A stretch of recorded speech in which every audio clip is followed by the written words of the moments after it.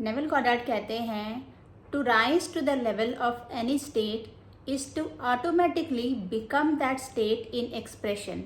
मतलब कि अगर आपको आपकी डिज़ायर को अपनी लाइफ में मैनिफेस्ट करना है तो आपको अपनी डिज़ायर के लेवल तक पहुंचने के लिए आपको अपने आप को उस डिज़ायर की तरह एक्सप्रेस करना होगा।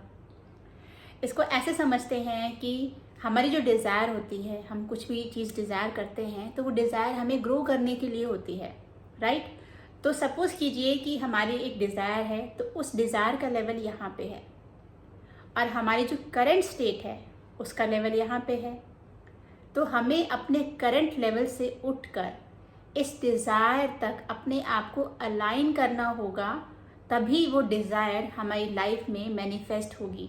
और ये अलाइनमेंट हम कैसे करेंगे कि हमें अपनी प्रेजेंट स्टेट में ही ऐसा बिहेव करना है, अपने आप को ऐसे एक्सप्रेस करना है कि ये डिज़ायर ऑलरेडी हमारी लाइफ में मैनिफेस्ट हो चुकी है। इस तरीके से आप अपने आप को एक्सप्रेस करेंगे तभी आप अपनी डिज़ायर के साथ अलाइनमेंट में आ पाएंगे। और ये आप कैसे कर सकते हैं, इसकी एक कंडीशन है जिसके लिए नेविल गॉडार्ड कहते हैं In order to rise to the level that you are not now expressing, you must completely drop the consciousness with which you are now identified.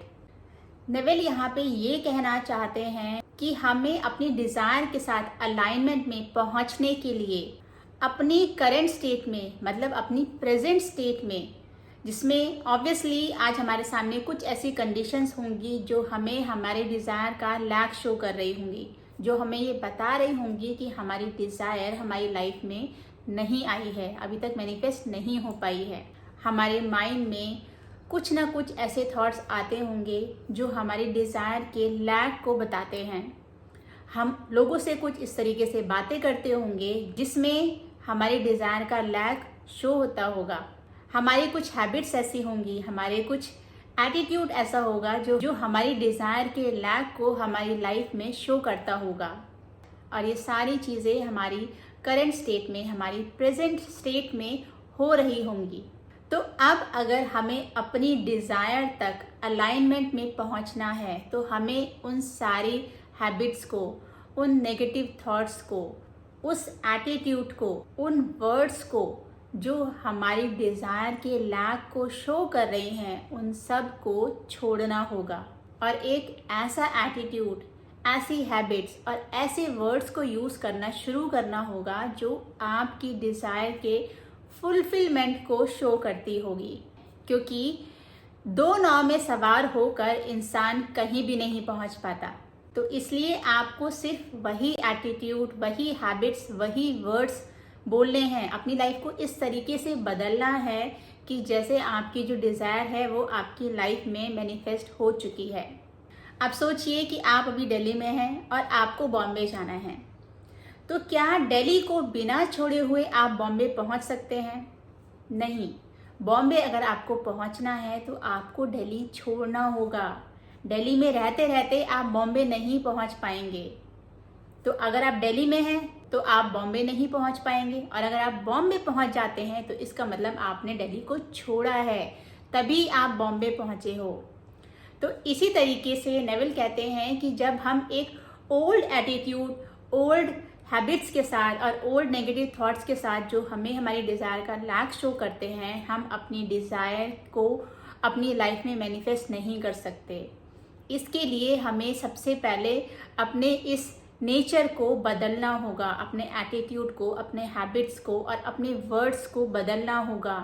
Basically हमें अपनी लाइफ को इस तरीके से जीना शुरू करना होगा कि हमारी जो डिज़ायर है वो ऑलरेडी हमारी लाइफ में मैनिफेस्ट हो चुकी है।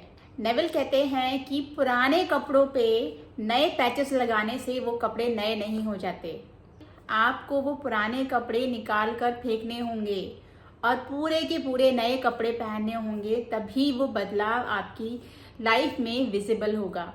तो ऐसे ही हमें भी अपनी लाइफ में उन पुरानी चीज़ों को छोड़ना होगा। अब छोड़ने से यहाँ पर ये मत समझ लीजिएगा कि आपको अपनी लाइफ से चीज़ें निकालनी हैं। जो नेविल यहाँ पे बताते हैं वो ये कह रहे हैं कि आपको छोड़ना है तो अपना पुराना एटीट्यूड, अपनी हैबिट्स, अपने वर्ड्स, अपने नेगेटिव थॉट्स जो ये शो कर रहे हैं कि आपकी लाइफ में आपकी डिज़ायर मैनिफेस्ट नहीं हुई है, आपकी डिज़ायर के लैक को वो आज शो कर रहे हैं, तो आपको अपने उस एटीट्यूड को छोड़ना होगा। अब आपके मन में ये क्वेश्चन भी आ सकता है कि भाई प्रेजेंट रियलिटी में अगर कुछ ऐसी सिचुएशन मेरे सामने मुझे दिख रही है या मैं डेली ऐसी कुछ सिचुएशन को फेस करता हूँ जहाँ पर मुझे मेरी डिज़ायर का लैक ना चाहते हुए भी दिखता है, फील होता है, तो इन सिचुएशंस में मैं कैसे उस पुराने एटीट्यूड को छोड़ सकता हूँ। तो इसके लिए नेविल कहते हैं that you need to absent from the body and be present with the lord. तो यहाँ पर बॉडी का मतलब है कि आपकी करंट 3D रियलिटी और लॉर्ड का मतलब है कि आपकी इमेजिनेशन। तो अगर आपके सामने ऐसी सिचुएशन आ रही है जिसमें आपको आपकी डिज़ायर का लैक ना चाहते हुए भी फेस करना पड़ता है, वो आपको एहसास दिलाता है कि आपकी डिज़ायर आपकी लाइफ में मैनिफेस्ट नहीं हुई है, तो इन सिचुएशंस में आप अपनी आंखें बंद करके अपनी इमेजिनेशन में अपनी डिज़ायर के फुलफिलमेंट को इमेजिन कीजिए, क्योंकि इमेजिनेशन के लिए कुछ भी इम्पॉसिबल नहीं है। आपकी इमेजिनेशन आपके कंट्रोल में है। आप जैसा चाहें उन चीज़ों को वैसे इमेजिन कर सकते हैं और जो भी चीज़ आप इमेजिन करेंगे वैसी ही चीज़ें आपकी लाइफ में आएंगी। तो अपनी डिज़ायर के फुलफिलमेंट को ही आप इमेजिन कीजिए और जब आप इस इमेजिनेशन को करते रहेंगे तो धीरे धीरे वो जो 3D रियलिटी आपको ये दिखा रही है कि आपकी डिज़ायर आपकी लाइफ में नहीं है, वो चीज़ें, वो सिचुएशंस आपको इम्पैक्ट करना बंद कर देंगी।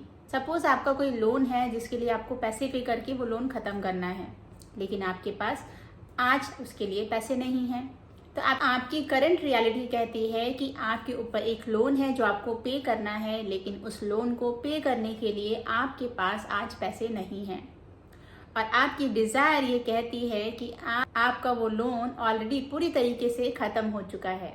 तो आपकी करंट रियलिटी में हो सकता है कि डे टू डे लाइफ में कुछ ना कुछ सिचुएशन ऐसी आती हो जहाँ पर आपको ये फील होता हो कि आपकी जो डिज़ायर है वो पूरी नहीं हुई है, मतलब कि आपका लोन आपने पूरा पे नहीं किया है, उस लोन की किस्त जाती है, उस लोन को आप पे नहीं कर पा रहे हो, पेनल्टी देनी पड़ रही है। तो कुछ कुछ ऐसी सिचुएशन है जो आपको ये एहसास दिलाती हैं कि आपका जो लोन है वो आपके सर पे तलवार की तरह लटका हुआ है, आप उसको पे नहीं कर पा रहे हैं। तो ये है हमारी करंट रियलिटी जिसमें हमें लोन पे करना है, हमारे पास पैसे नहीं हैं। This is your current state.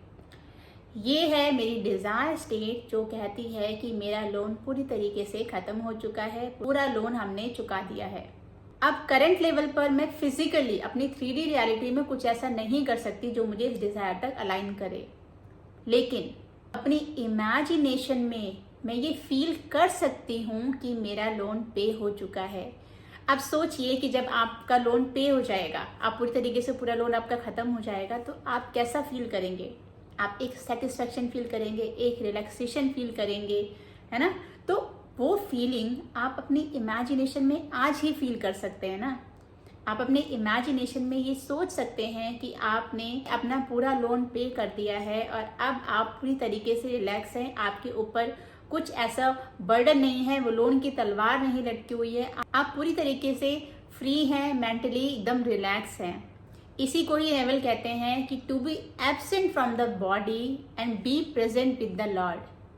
3D reality को इग्नोर करो और अपनी इमेजिनेशन में अपने आप को उस डिज़ायर फुलफिलमेंट की स्टेट में फील करो। और ध्यान रखिए कि हमें इमेजिनेशन के साथ साथ अपने एटीट्यूड, अपना हैबिट, अपने बिहेवियर और अपने वर्ड्स पे भी ध्यान रखना है। कभी भी दूसरों से ये बात शेयर ना करें कि आपकी लाइफ में ये प्रॉब्लम चल रही है कि मुझे ये लोन पे करना है, मेरे पास पैसे नहीं हैं। इस तरीके की बातें दूसरों से करना और खुद से भी करना बंद कर दें। इसके बदले आप खुद से ये बोल सकते हैं कि आपका लोन पूरी तरीके से ख़त्म हो चुका है। और अगर इस स्टेटमेंट पे आपको बिलीव करना मुश्किल लगता है तो आप इसको थोड़ा सा चेंज कर सकते हैं कि मेरे पास अब बहुत जल्द पैसे आने वाले हैं जिससे मैं ये पूरा लोन चुका दूंगा। तो ये स्टेटमेंट पे आपका माइंड ज़रूर बिलीव करेगा। इससे एटलीस्ट वो लैक वाली फीलिंग आपके माइंड से हटने लगेगी। तो जब आप इस तरीके से अपने एटीट्यूड को चेंज करेंगे तो देखना बहुत ही जल्द आपके सामने कुछ ऐसी अपॉर्चुनिटीज़ आएंगी जिससे कि आपके लाइफ में आपको इतने पैसे मिल जाएंगे कि आपका वो लोन आप आसानी से पे कर पाएंगे। और मनी मैनिफेस्टेशन के लिए एक और इम्पॉर्टेंट बात मैं शेयर करना चाहती हूँ। जैसा कि लोगों में नॉर्मली देखा गया है कि लोग अपने खर्चों के लिए बहुत ज़्यादा क्रिप करते हैं, सैलरी नहीं बढ़ती उसके लिए भी क्रिप करते हैं। मतलब मंथ स्टार्ट होता है तो सैलरी आने की खुशी नहीं होती है, लेकिन जो खर्चे होते हैं उसके लिए उनका रोना शुरू हो जाता है। तो इन हैबिट्स के साथ जो आपकी मनी मैनिफेस्टेशन है वो आसानी से आपकी लाइफ में पूरी नहीं हो पाएगी। तो इन फीलिंग्स को आप चेंज कीजिए। सबसे पहले तो आपकी जो सैलरी आ रही है उसके लिए आप थैंकफुल होइए, ग्रैटिट्यूड फील कीजिए कि उस सैलरी की वजह से आपके मंथली जो खर्चे हैं वो पूरे हो पा रहे हैं। और इसके साथ साथ ही जो भी आपके बिल आते हैं आपको पे करने होते हैं, उन बिल्स के लिए भी आप खुश होइए ये सोचकर कि आप इन फैसिलिटीज़ को अफोर्ड कर पा रहे हैं। कितने लोग हैं जो उन फैसिलिटीज़ को अफोर्ड भी नहीं कर पा रहे हैं। एटलीस्ट आपके पास इतने पैसे हैं कि आप इस स्टैंडर्ड की, इस अच्छी स्टैंडर्ड की लाइफ को जी पा रहे हैं। और जब आप इस तरीके से सोचेंगे तो मनी के लिए आपकी जो एनर्जी है वो पॉजिटिव होनी शुरू हो जाएगी और फिर मनी आपकी लाइफ में खुद से आना चाहेगी। सो आई होप ये छोटे छोटे से टिप्स आपकी डिज़ायर को मैनिफेस्ट करने के लिए हेल्प ज़रूर करेंगे। Thank you so much for your time. Bye bye and take care.